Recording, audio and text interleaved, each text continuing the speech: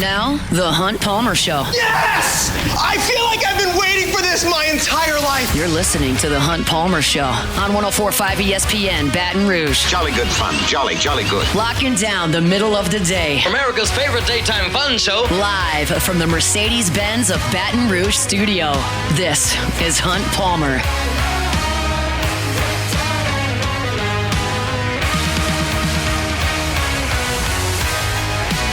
Welcome in. Hunt Palmer coming to you from the Mercedes-Benz of Baton Rouge studio downtown in the capital city on this Wednesday. I'd have to work week in the rearview mirror. Appreciate you hanging out with us here on 104.5 ESPN Baton Rouge.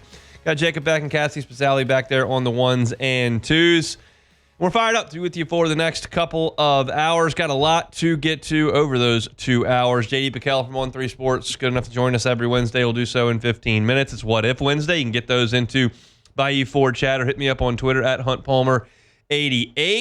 LSU basketball, the men's side, opening up the season this evening in the PMAC. I'll get to that at the end of this hour. Tony Tsoukalos covers Alabama and has for more than half a decade. He'll be with us at 2 o'clock to talk about the Crimson Tide. My SEC power rankings are updated. They'll come to you at 2:30 today. I don't like my power rankings this week. I don't like them one bit. I think they're wrong, actually. But it's too late to do anything about it at this point. So we're just going to go with them at 2:30. So lots and lots to do. Again, thanks for hanging out with us here on 104.5 ESPN Baton Rouge. We'll start things off the way we start every single day, and that is, of course, with our opening drive. It's time for Hunt's Opening Drive, presented by Genesis of Baton Rouge.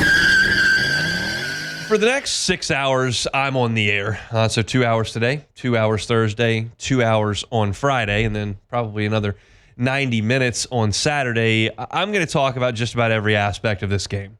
I'm going to talk about LSU's offensive line without Garrett Dellinger and with Paul Mubanga working against this Alabama defensive front. I'm going to talk about LSU's wide receivers going to work on an Alabama secondary that's had some issues this year. I'm going to talk about Alabama's freakish wide receivers, specifically young Ryan Williams, and how LSU handles that. And we'll talk about Jalen Milroe and his ability to run the ball. And we'll do all of that stuff over the course of the next 6 hours that I'm on the air. But I continue to think, as I've thought all week, about this game, and it continues to be very clear to me that it is one specific player on the LSU roster that's going to have to be at his best on Saturday. Everybody's got to play well. One guy's got to be at his best. And that's Garrett Nussmeier. And it seems obvious. Yes, it seems very, very obvious. Obviously, the quarterback's got to play well for LSU to score a victory over a top 15 team. But we understand what the identity of this LSU team is. And I would love it if they ran the ball pretty well on Saturday. A lot of teams have on Alabama. Tennessee ran it well on them. Vanderbilt ran it well on them. Those two teams were able to win the game. Sorry, they didn't play Tennessee yet. Vanderbilt ran it on them. They won that game. Georgia ran it pretty well on them as well. Tennessee did play them. I completely blanked there. And Alabama's lost those two games where teams have run the ball, and I hope LSU does that. And certainly LSU's going to have to do a better job against the mobile quarterback. But you kind of are, at this point, who you are. So I don't expect LSU to run for 220 on Alabama on Saturday, and I don't expect LSU to hold Jalen Milroe to 10 yards rushing on Saturday. You just got to be pretty good there. You got to be better than you have been in your defeats. But what ultimately LSU is a team that's backbone is the passing game. It's a team that is strength is in the passing game. It's that protection, it's those wide receivers, it's that tight end, and it's the quarterback. And I don't want LSU to throw the ball 50 times on Saturday. But the 35 to 38 to 40 times that LSU does throw it needs to be the reason why LSU wins the game. LSU's going to get into some third and downs because that's what they do. They have some inefficiencies on first and second down, and they rely on their passing game to convert third downs. They're going to have to do that again on Saturday.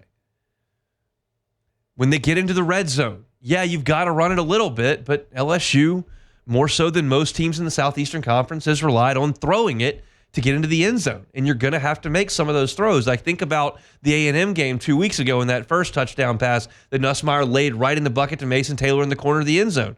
You got to make those throws.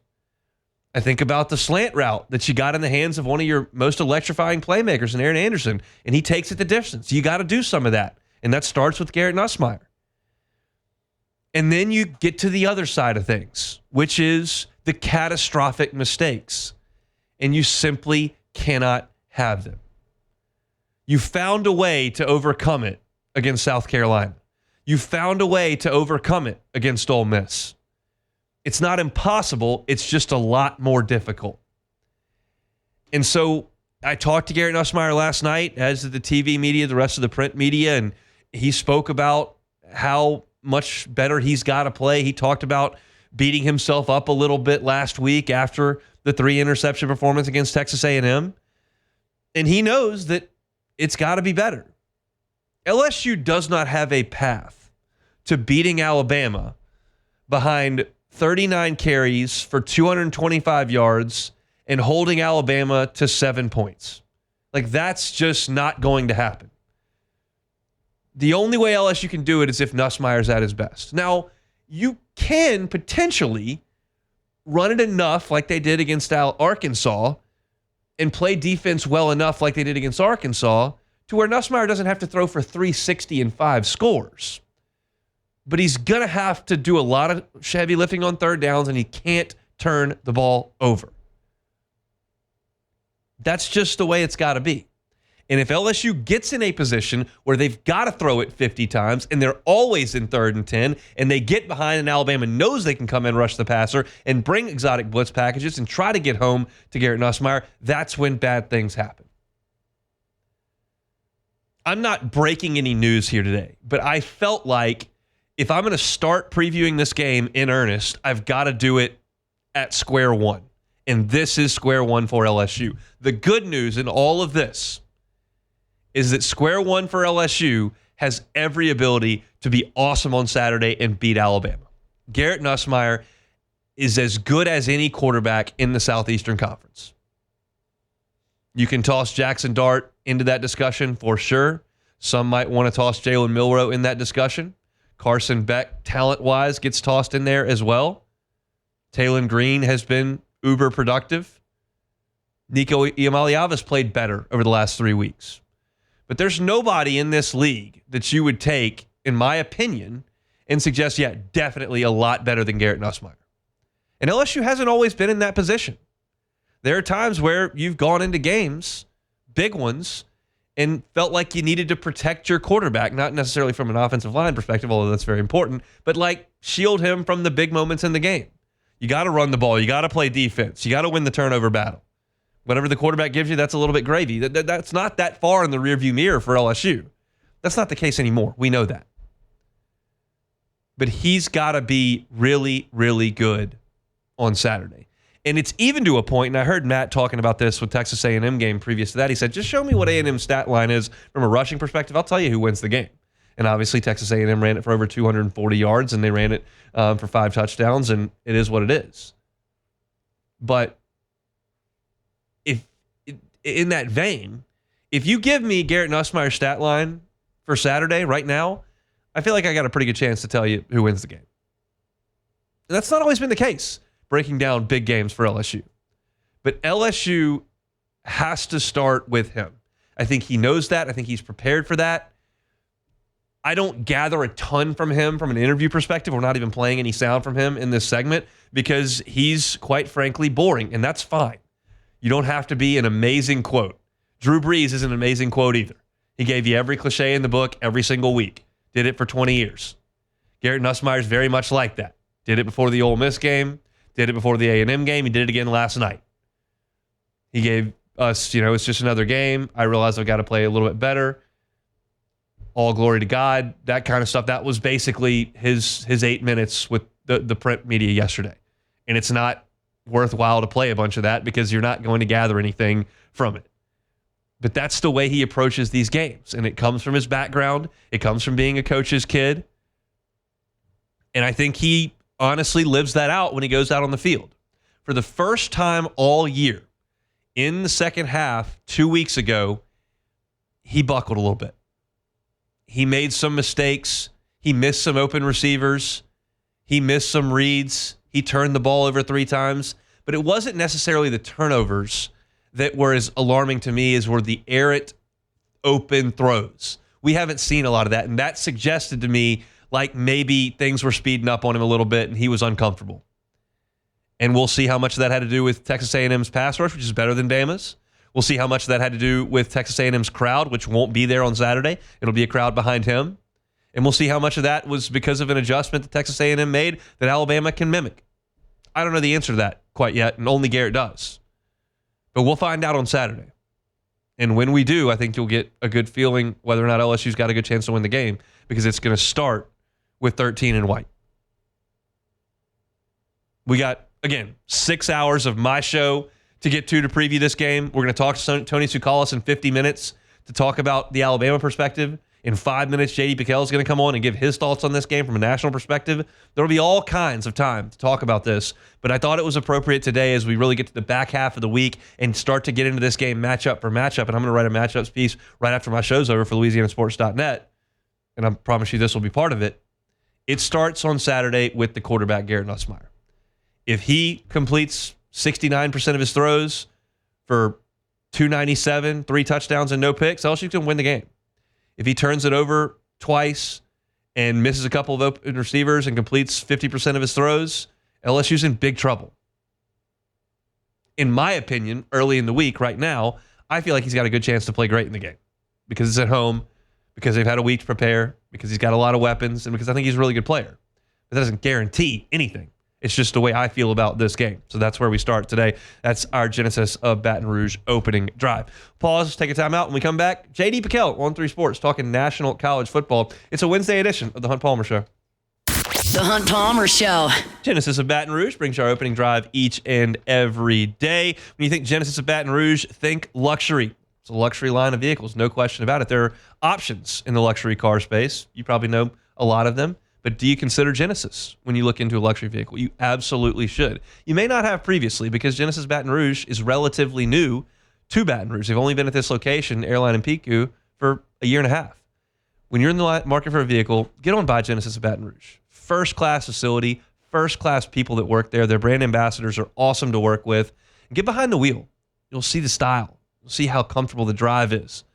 They'll describe to you the safety features. Every single vehicle in the line comes with the IIHA Top Safety Pick. Some of them were Top Safety Picks Plus.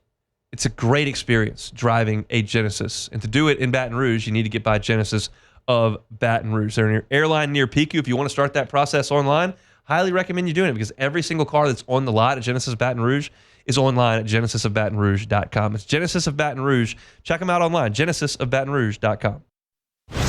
You're listening to The Hunt Palmer Show on 104.5 ESPN, Baton Rouge.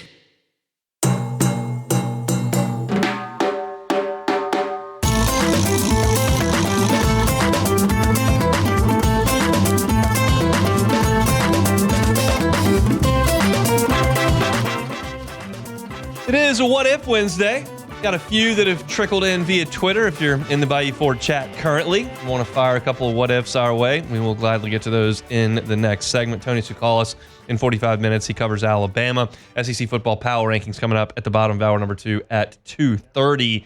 I'm looking at these. I got them right here. I feel like I've really messed up with Tennessee, and I feel like I need to change it. Maybe I will in the next hour and 15 minutes, but maybe I won't. We'll see. We'll get to those at 2:30. Our guy, J.D. PicKell, host of the Hard Count on 3 Sports, joins us every single Wednesday. He's with us right now on Jim's Firearms Hotline. J.D., how we feeling? What's going on, baby? I'm feeling good, feeling optimistic, feeling like we got a little bit more of a gauge for just how the college football playoff committee is going to do things. A little bit, it's always dangerous to be optimistic this time of year, but we're going to lean into it nonetheless. You watched the results last night. Feels like the Blue Bloods got a bit of a nod over some of the schools without as rich a tradition that have had a really good start to the season. But that was my initial take. What was your initial take when you looked at the college football playoff rankings? I think there were 2 big ones for me. The first is they're really going to lean heavily, at least in these first rankings, on the eye test. Miami being the second highest ranked undefeated ahead of schools like a BYU, like an Indiana. BYU, if we want to get down to brass tacks, probably has the second best resume of the undefeated with those two top 25 wins on their docket to this point. The committee is just saying, hey, we love Cam Ward. We think Miami's really good, and we haven't seen any reason to ding them just yet. And then also they respect Indiana. I know people are saying Indiana's being disrespected. I'm like, for what? They're running through lower level Big Ten teams, and they're doing it by over 14 points every single game. Like, good for Indiana. So I think that's the big takeaway. That's takeaway number one.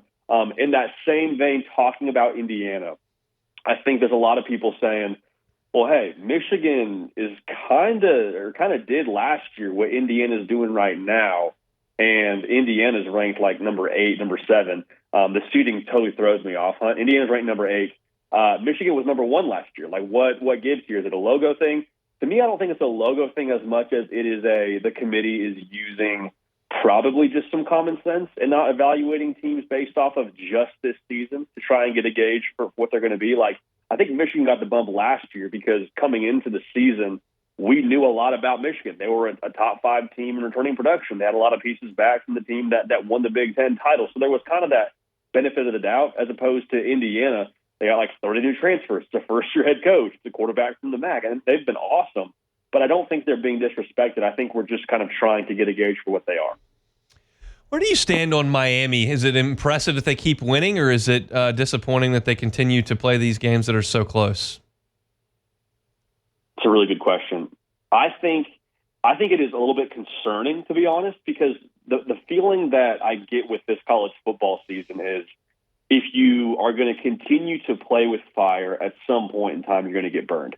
And so I said this on our reaction show on Sunday and caught a lot of heat in Coral Gables for it. I was like, if I'm a Miami fan, I'd love to see Miami lose a game in the regular season, because by that logic, and it sounds crazy to say out loud, but I think that might be what they need to kind of have them lock in. Because we've seen when Miami locks in, like, they are the number 4 team in America. Like, they are that good. The thing is, we've only seen them lock in like 2 quarters at a time to pull off some theatrics against Duke and against Cal and against Va Tech. Like, if they're going to play a 4-quarter football game, like, yeah, they probably could hang with some of the big dogs in college football. So going back to my original, I guess, crazy take is I'd love to see Miami drop a game, get locked in, and then go win the ACC and make a run in the college football playoff.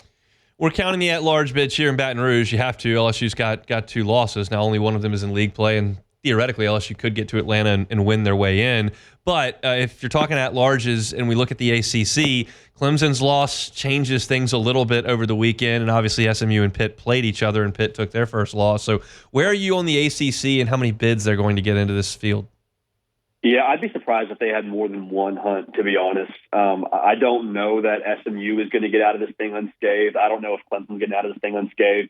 And then maybe to say it in a more important way, if Clemson or SMU get to the ACC championship and end up losing to Miami, I don't think either one of those teams is getting in with the resume they currently have. Clemson, obviously, that'd be their 3rd loss. For Pitt, that'd be their 2nd loss. So I don't think you get docked necessarily for playing in your conference title. But I think, like, for any team outside of Miami to make the college football playoff, it's probably going to have to be by winning the conference title. Now, one thing that I think is interesting to note here, there is a world that I could foresee where SMU ends up winning the conference title, Miami is undefeated heading into the conference title game, and then Miami loses that game and still finds their way into the playoff based on the eye test that the committee apparently loves. So that's a lot of mental gymnastics.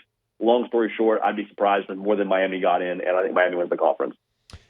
What about the Big 12, beg your pardon? The highest ranked team in the Big 12 is BYU at 9, and then you've got to go back to Iowa State at 17. We're just talking at-larges here. Do you think the Big 12 is a one-bid league? I think it's a one-bid league, and here's the interesting thing for me. Like, I think not just are they a one-bid league, are they one of the 4 highest-ranked conference champs? Because the committee told us last night 2 things. One, don't think the Big 12 is all that great because you got a undefeated BYU at 9 and Boise State chilling there at 12. Yeah. So if the conference champion from the Big 12 is not an undefeated BYU, I think there's a very realistic chance that you see Boise State get a first-round bye in the college football playoff, and the Big 12 is fighting for their lives in that first round. Notre Dame is such an interesting case because that loss to Northern Illinois is so bad. But they've got Florida State coming up next, who is terrible, and then you've got Virginia, Army, and at Southern Cal, who is losing games weekly at this point. So, do we feel like Notre Dame is going to win out one, and do we feel like they have to win out two? I would say yes to both. Okay. The interesting thing about this for Notre Dame to me is, like, if they do win out, the resume is hilarious in hindsight of, what we thought their resume would look like going into the season. Like, hey, you got a bunch of ranked wins. In fact, though, 2 of those ranked wins came from Army and Navy. Yeah. Like, that in itself is just a hilarious discussion. And I go back to the Miami conversation. Like, Notre Dame lost to NIU and has been a different team ever since. Now, I don't want Miami to lose to a team like a NIU, and they don't have someone like that left on the schedule. But I think it's worth noting, like, in the new 12-team era, you can have an embarrassing loss as long as you have it at the right time, and if that's the only one you have, and still find your way into the college football playoff. And I think that's what Notre Dame is about to do. All right, let's talk about this coming weekend because there's some impactful games here. Penn State coming down off that emotional game. They obviously lose it, but then you got to get right back up for a home game against Washington, who's not great, but 5-4, 3-3 in league play. Any chance Penn State slips up in this one? They're a 13-point favorite. Definitely a chance. I'd be surprised if it happened. I think the Ohio State loss, you would hope, will kind of snap them into a whole different stratosphere if James Franklin's got them dialed in. I'm curious about Coltonecki if they're able to get another shot at a team like an Ohio State in the college football playoff, or pick any other big dog in the conference. To answer your question, I think they beat Washington, but how they trend here going forward offensively, I think is going to be something to really monitor. Georgia and Ole Miss from Oxford. I've been monitoring this line, and it's an interesting one. Georgia, 2.5-point favorite at Ole Miss. We obviously know that Carson Beck's got some interception issues that have flared up the last 3 weeks. What do you think about this one from the Grove? So I'm going to buy the dip here with Georgia. I think the fact that they didn't look monstarish against Florida, you would hope would kind of, same thing we said with Penn State, you would hope that would kind of snap them back into, Avenger mode. The thing with Georgia that's so fascinating to me is, like, I think it's pretty fair to say they have one of the best, if not the best, rosters in college football. Like, we talk about Ohio State, talk about Oregon, talk about Georgia. We haven't seen Georgia play with, like, that championship edge just yet. Like, we see it in spurts, we see it on the road against Texas, but, like, I'm still waiting for Georgia to look like, Jason Kelsey to Heckler's iPhone against, like, a mediocre opponent. Now Ole Miss is a mediocre opponent, but, like, if Georgia blocks and tackles, like Kirby Smart likes to say, they should win this game and do it semi-definitively. So I'll take Georgia to win. I think we see Georgia kind of round into form here as we move into championship November. That was all Georgia-centric. Talk to me from the Ole Miss perspective. Like, how good is Ole Miss? I watched them in person, and they looked really good to me. I realized LSU won that game and had to pull it out of the fire at the end, and I can't really explain the Kentucky loss, but they looked pretty damn good over the weekend in Fayetteville. Yeah, I think they are. It's going to be a great measuring stick, kind of like what Penn State, Ohio State was last week. Like, we keep hearing about Ole Miss having better players. They match up now on the line of scrimmage, supposedly. Like, that was all that got talked about during SEC Media Days, was how much better they were going to be off the bus. If you want to be better off the bus, or you want to actually prove that you have better big boys in the box, I mean, this is going to be the game where we actually get to have a gauge for it. So I'll say this. If Ole Miss is able to beat Georgia, barring some other madness across the SEC, you look at what Ole Miss has left. I believe they have to go to Florida. And then outside of that, I mean, there's nothing that makes you all that concerned. I think they have one more game after that, and that's the Egg Bowl, because they also have a bye left. So, I mean, if they can beat Georgia, you might be totally talking about Ole Miss in a different way than we all were a couple weeks ago after they lost to LSU. So I think Ole Miss is really good. It's just tough to have to draw Georgia at this point in the year. I'd much rather play Georgia in September than November. I asked this question to a guest yesterday, and I usually don't ask the same question twice, but I think it's a good question, so I am going to ask it twice. Who's under more pressure on Saturday? Kalen DeBoer with 2 losses in year 1, or Brian Kelly with 2 losses in year 3? Ooh, I'm going to go Brian Kelly, and the reason why is I think the opportunity is there for him. That is much larger than it is for Kalen DeBoer. Like, if Kalen DeBoer loses the third game, people in Tuscaloosa will obviously be disappointed. But there will be the conversation of, well, okay, it is year 1. Let's give him, another year to try and, have a little bit more of his footing in the SEC. We'll go from there. For Brian Kelly in year 3, you're like, hey, you're 1-1 against Bama. You're at home. It's at night, a situation you've been undefeated in. This is kind of the time now where if you're going to change the optics around where LSU is in relation to Bama over the course of, the last 10 years, this is a chance now to really strike while the iron's hot. You are a further advanced team. You are in year 3. You do have, to call a spade, I think they have a better quarterback in this game too, which I think maybe is flying under the radar a little bit. So all those things combined to where, like, the opportunity cost of this game for Brian Kelly, I think there's more pressure there because of how it could just kind of catapult everything in Baton Rouge going forward. You just read off my sheet a little bit here, but what's your trust level in Jalen Milroe at this point? Gosh, I mean, it's tough because I feel like everything. So to answer your question, I feel like I get your question, and then I start going into just a stream of consciousness of my thoughts. So I'll answer that question first. I'm concerned about Jalen Milroe. I don't think they have played to his skill set as well as of late as maybe they did early on. Now, there could be a million reasons why that is. Kalen Board knows a lot more about offensive football than I could ever forget. But it feels like as of late they are trying to be a lot more like what they were last year at Washington, where you put a lot on the quarterback's plate, ask them to throw the football a lot, and we haven't seen that be all that successful. Now, the Missouri game is the Missouri game. I think once Brady Cook went out of that game, we all kind of just said, okay, that's probably how this afternoon's going to go. But, I mean, throwing the ball, 40-plus times against Tennessee? Like that's not who Jalen Milroe is. That's not who Alabama is.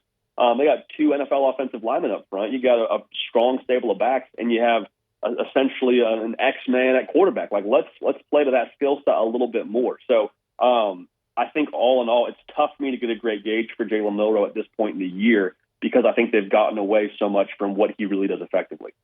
Who wins it on Saturday night? I'm taking the Tigers. I think that Bama's trend has been unfortunate. I think that the perimeter is going to be a massive area of opportunity here for LSU. I love Kyron Lacey against those corners. I love Aaron Anderson against those safeties. I think Nuss has a big day, and I think Brian Kelly stays undefeated at night. You can find him on 3 on the YouTube channel. Subscribe up for all your college football news and notes. He's with us every Wednesday on the Jim's Firearms Hotline. He's our guy, JD PicKell. Thanks, man. We'll talk next week.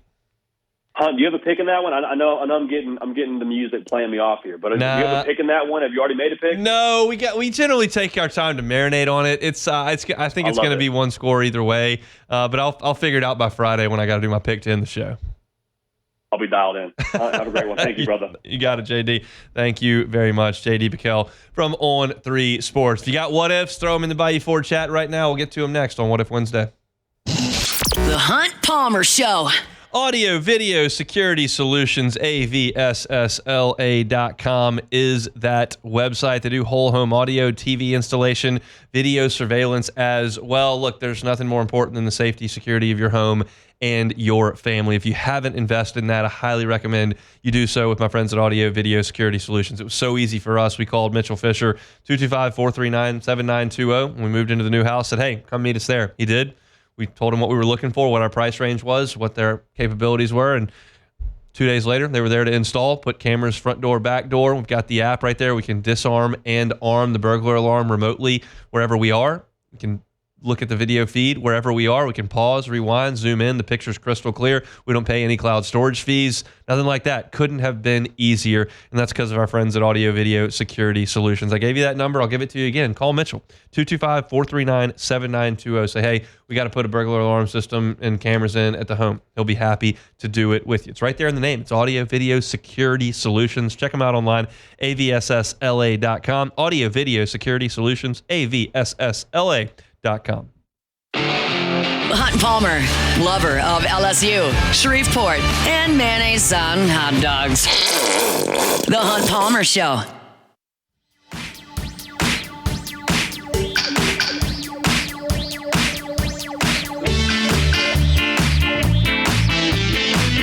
Zach, what do you think people find more off-putting with that drop? The mayonnaise on hot dogs or the actual sound effect that goes right after that? That's a good question, actually. Probably the sound effect, but it's pretty close because just hearing that, hearing the sentence of you liking mayonnaise and hot dogs, maybe people start thinking about what that looks like, and it's wonderful. Yeah, gotta love mayonnaise. Fantastic invention. Yeah, had it on my sandwich earlier today. Great sandwich, great turkey sandwich. Nothing wrong with mayonnaise on a sandwich, huh? That's no one's nothing wrong with disputing mayonnaise that. on a hot dog. Yep, burger, fantastic. What about mayo chup? Have you ever tried that? The combo? Is it any good? Yeah, it's fine. It's kind of like the basis truly of a lot of the different like sauces, Yeah, of like course. cane sauce stuff. yeah. So yeah, it's fine. I mean, So are you okay if someone wants to put mayonnaise and ketchup to dip their fries in? Yeah, but for me, if I'm gonna do that, I'm gonna put like some spice in it or something. I don't want just mayo and ketchup mixed together. Like it's okay, but I'd prefer it to have like a little bit something extra in it. Man, mayo, what a great invention. Great stuff. All right, let's play What If Wednesday. Time, space, reality. It's more than a linear path. Where a single choice can branch out into infinite realities. Follow me and ponder the question. What if? All right, first one here. What if LSU loses in the SEC championship game? Will they still be in the playoff? No, I mean, I think that's obvious that they would not be in the playoff. I mean, I realize that would make them the SEC runner-up, and that you would be put in a situation that other teams aren't in, risking that third loss. And you may say that doesn't sound fair, but you also in that game get an opportunity to play for a bye. We've talked about this time and time again. So I don't think there is a team opposite LSU, Georgia or Texas included, that LSU would see in the SEC championship game that I would think LSU had no chance to win. I thought 2 years ago when LSU got to Atlanta, they had no chance to beat Georgia. I just didn't think the program was in a position where that was a doable thing. And Jaden got hurt, and Georgia scored 1,000,000 points, and they blocked a field goal and ran it back for a touchdown. So things happen. What was that, a blocked field goal? Was that what they did? They ran that back for a touchdown. They had some flukish touchdown in the first half. It was a blocked field goal, and nobody on LSU went to go. Yeah. So but I just had thought they had no chance to win that game. So it was anticlimactic in that way. I don't feel that way about any of the teams in the league right now. I think Quinn Ewers is playing some mediocre football. I think Texas has looked okay the last couple of games. Carson Beck's throwing interceptions all over the place. I wouldn't mind at all if LSU played a rematch against Texas A&M in Atlanta that was not in Kyle Field. So I would welcome LSU getting the opportunity to play in that game, even if it meant a loss knocked them out of the playoffs. Just because I think setting yourself up with a bye and to have that kind of advantage would be a good thing. But yeah, if LSU does get to the conference championship game at 10-2 and loses it, they're not going to make the college football playoff. That's not happening. All right, next one here. Looks like the forecast is shaping up to be pretty good Saturday. Yeah. Actually, the possible tropical storm headed this way. Looks like it may be turning left and just staying in the Gulf, so we may be fine there. But however, what if it rains Saturday night? So I think a lot of people's instinct immediately on rain is to go straight to the running game. And that's what people generally think. And I get that. I also just generally think that rain is more so just an equalizer. It creates more flukish things. It creates flukish fumbles that wouldn't otherwise happen. It creates slip and falls that can have big plays attached to them. Either way, receiver falls down on a slant, you throw it right to the DB for a pick six. DB falls down and slips in the rain, you go for a 65-yard touchdown. It just creates some chance, and I think chance benefits the lesser team. I don't know that there is a lesser team in this game, so I would rather LSU play on a fast track when it's dry, but I don't know that any kind of rain would significantly hamper LSU's ability to win the game. I do agree with you, though, in watching the weather and having no idea how weather works. It appears this shear is going to just halt this thing in the middle of the Gulf and shove it west for like 2 days, which keep it out there. If it wants to rain all day on Sunday, have at it. That's fine by me. I don't have anything to do. So I think that'd be fine. Just I'd rather have it dry and a full Tiger Stadium. That would be the biggest consequence. Yeah. If it rained, you would really dampen the crowd, quite literally. Yeah, that's probably the biggest thing that would biggest effect it would have anyways. Next one here. What if Jalen Milroe throws for 300+ yards Saturday night?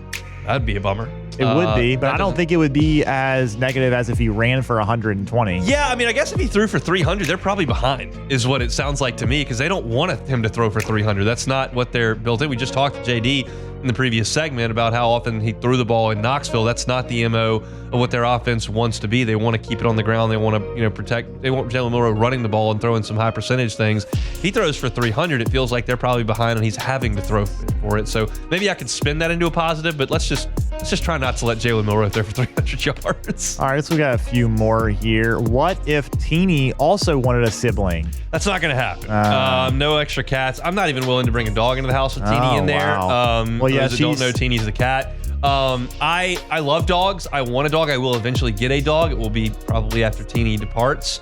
So it's hard when you got an entrenched. I don't want to bring another cat. I don't want to bring another pet into what is kind of her house. So my wife thinks I'm nuts. And my wife doesn't really want any pets anymore. My wife, let me just say this.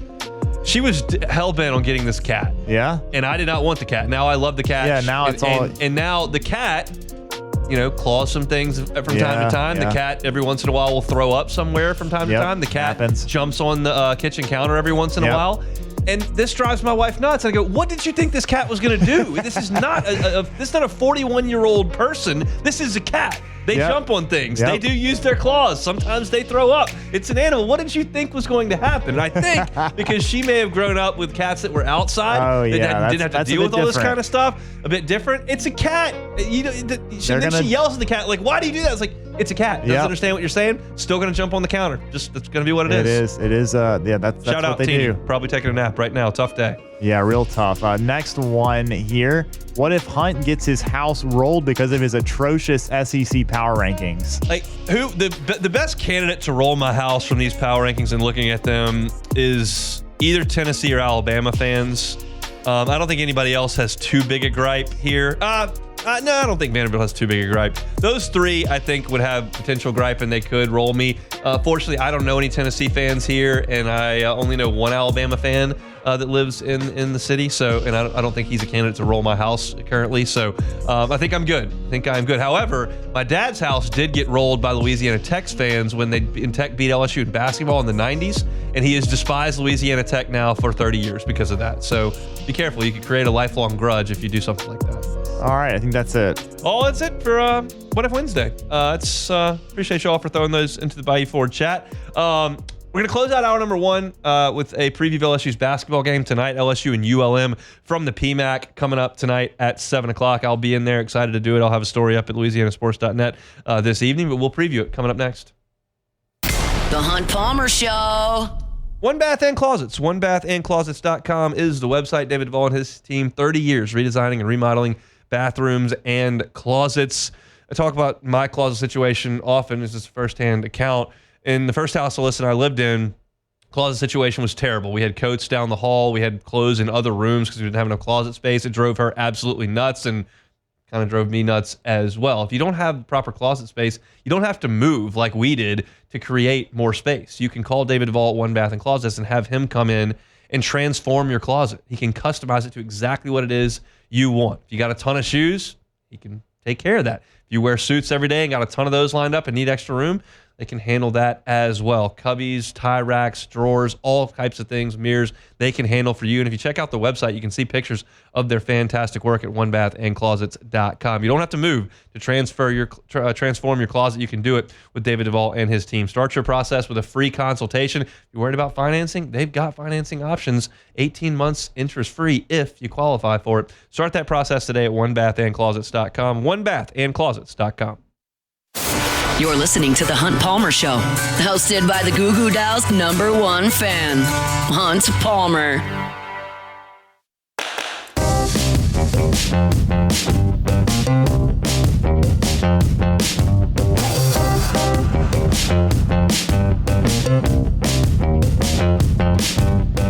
Goo Goo Dolls are not in town, so I won't be able to watch them tonight. Instead, I'll just have to settle for a little bit of LSU basketball. Fighting Tiger Hoop Squad on the court tonight inside the PMAC. Year 3 of the Matt McMahon era will begin in earnest. Of course, an exhibition last week. That one not all that competitive and not a ton you could glean from it. I think tonight will be a little bit more interesting. ULM, certainly no powerhouse, but Keith Richard's run a nice program there. It's been there for 15 years as the head coach in this stint. He left LSU, where he was an assistant, to be the head coach at ULM. He'll bring his Warhawks in tonight for LSU's season opener. I don't really care about ULM. I didn't dive into their personnel all that much because it's just not really worth doing. I looked at the Kim Palm initial rankings for the season, and if I remember correctly, I went down to the bottom just to curiosity's sake to see who was at the bottom. And I think they were pretty low. towards the bottom of all Division I teams. So LSU should handle their business Yes. tonight. That's basically first and foremost. Matt McMahon did announce yesterday what LSU's starting lineup will look like. They're going to go with the transfers in the backcourt. Jordan Sears, a point guard from Tennessee. Martin will run the point. Cam Carter from Kansas State will be at the 2. Jai Bailey from Richmond will be at the 3. So they'll bring in their transfer guards to play as the starters there. Then Rob Miller, big 6'10", 4-star freshman, will play the 4, and Jalen Reed, returning starter, will be there at the 5. So that'll be the first group to look at, and LSU will have 2 guys that are unavailable in the game tonight. Derek Fountain and Tyrell Ward will not play in this ball game tonight. So I'm excited to watch them in the backcourt. I gave you a couple of my preseason predictions yesterday. One of them that LSU would be very active and get a lot of steals and play a lot better defense. I'd like to see that tonight. Sometimes the shots go in, sometimes they don't offensively. Defense should show up most nights, and I'm counting on LSU being significantly better at defense this year, especially on the perimeter. I'll still need to see how they handle things at the rim. I'm not sure if Robert Miller is a good rim protector at the collegiate level. Haven't seen Jalen Reed be a good rim protector for the last couple of years. Damian Collins wasn't able to play last year enough for me to see if he can help protect the rim back there. So there are some questions in the front court on defense. I'm looking at the LSU backcourt tonight, and I'm looking at a group that really needs to do a good job of keeping Louisiana Monroe out of driving lanes. When you give up driving lanes, 2 things happen. The other team scores points, and your bigs get in foul trouble. If you can't stop teams from getting to the rim, you're going to give up a lot of points, and your bigs are going to sit on the bench, and you cannot do that. So I need LSU tonight to come out and play really good. Then the other thing is I'm going to be monitoring offensively how many threes they shoot, because I've said this a couple of times, and I talked about it yesterday in my preview of the season.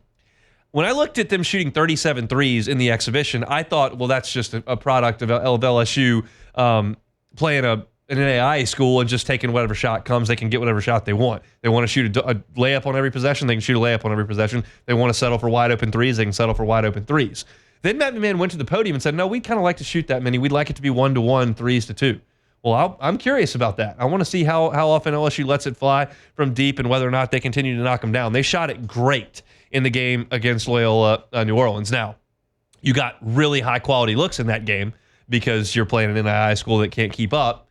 ULM, a small step up from that. This is a lower-level Division I team, but it is a step up nonetheless, and so those shots shouldn't come quite as easy, but I'm curious to see how many LSU fires up. And what we did not see in the exhibition game was Jalen Reed kind of taking over offensively, and I expected to see that because you've heard Matt McMahon talk about it so much. I heard him on my pregame show when he came out. I've heard him in some press conferences. He came on this show as well. He was on with Jacob and T-Bob earlier this week. He's talked a lot about Jalen Reed and just the development that he has undergone here entering his 3rd year in the program. When Jalen Reed showed up at LSU, he was a 6'10" wing almost, because in high school, he was big enough, strong enough, and better than, from a talent perspective, the guys he was playing, so he could put the ball on the floor at 6'10" and get to the rim and finish. Well, he tried that when he got here as a freshman, and a bunch of bigger and stronger bigs made it tough for him around the rim, and a bunch of veteran guards were digging down and picking his pocket all the time. I mean, he was a walking turnover trying to penetrate and drive. He got a little bit better last year, but still didn't shoot it at a super high percentage. That has got to be better this year. And by all accounts, in preseason workouts, he has been a load for LSU to deal with. Maybe that's because Robert Miller and Noah Boyd and Damian Collins aren't necessarily ready to deal with him, and they aren't good defenders, and that's why he's having that success. Or maybe it's because he's turned the corner. My contention is that the 2 guys that are going to have to play at an all-league type level, maybe not first-team all-league, but second, third-team all-SEC, the 2 guys that are going to have to be that for this team are Jordan Sears at the point and Jordan Reed, because those 2 guys have the offensive ability to average 16, 18 points a night in the SEC. I think Cam Carter's going to be asked to do that as well, and that's probably a guy that I'm selling a little bit short here because he's actually done it in the Big 12. But Sears is going to have the ball more, and Reed is the best front court scoring option. So we did not see him do that in this exhibition. I don't really care because I could do whatever they wanted in the exhibition. I'd like that to start tonight. I would love it if Jordan Reed finished with 24 points tonight. got to the free throw line, made a good amount of his free throws, knocked down a 3 or 2, which he did at a 41% clip last year in SEC play, and really did a good job of getting to the rim and finishing in 2-point range. That's a real key in this game tonight. I'm disappointed you're not going to see Tyrell Ward in this game. You did not see him in the scrimmage, and we'll see kind of what materializes there. Derek Fountain's dealing with an injury, so not going to see those guys, but should see a 9-man rotation from LSU tonight. And I like I said, I think this is a middle-of-the-pack SEC team that should finish somewhere between 7th and 12th. I think if you finish 7th, you're locked to make the NCAA tournament. I think if you make 12th, you're going to be right on the outside looking in. We'll get our best look at them early in the season a week from tomorrow when they go to Manhattan, Kansas to play Kansas State. But our first look tonight at 7 o'clock inside the PMAC, and I'm excited to get in there and see these guys play in a real game against a team that can put a little bit of a fight up. I expect LSU to win significantly. I'll check the line and get to that in the second hour. I haven't looked at a point spread for that game, but I'd imagine it's somewhere in the high teens, maybe around 20 would be my guess. So see, minus 22 is what it says in the Bayou Ford chat there. So that's about what I expected to see without knowing anything about ULM. That's just kind of where I ballparked this thing. So excited to get in there and watch a little basketball tonight. 7 o'clock is tip-off. If you want to listen to it, you can do so over on, well, I shouldn't say that because, yeah, the coach's show's on Thursday because that's when we have Chris. So tonight you can listen on Eagle 98.1, our sister station. Be Chris Blair and John Brady on the call, and you can find them over on Eagle 8.1 at 6:30 for a 7 o'clock tip-off inside the PMAC. I'll be writing a story about it for LouisianaSports.net. Speaking of .net, if you want to head over there right now, you can see a lot of great stuff that we've had up for you today. Ross Jackson's got a great piece talking about Gail Benson making the decision to fire Dennis Allen and relaying that down. I've got some quotes from LSU's defenders about tackling Jalen Milroe. That's up, and it's all free on LouisianaSports.net. Speaking of Jalen Milroe, he quarterbacks Alabama. Tony Tsoukalas covers Alabama.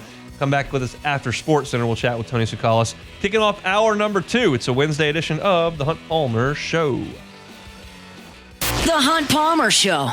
Highland Insurance Group, HighlandIG.com. When you think insurance, the only thing you think about is premium, this may not be the ad read for you because the Highland Insurance Group doesn't have some sort of magic bullet. You don't pick up the phone, call Jonathan Carver and say, hey, man, I've got this insurance. I'm not really sure what it does. Can you cut 15, 18% off this? That's not realistic in this insurance market right now. It's just really, really tough out there. But what is so important is making sure that your business is properly covered at the right premium. And Jonathan Carver and his team can do that for you. They've got access to dozens of markets that can help you property, can help you with your general liability, your auto, your umbrella, your EPL, your crime, your cyber, whatever it is, and whatever business that you're in. Trust Jonathan Carver and his team at the Highland Insurance Group to take care of you and make sure that you're placed in the right place for the right price. They're online at HighlandIG.com. Right here in Baton Rouge, the Highland Insurance Group, HighlandIG.com.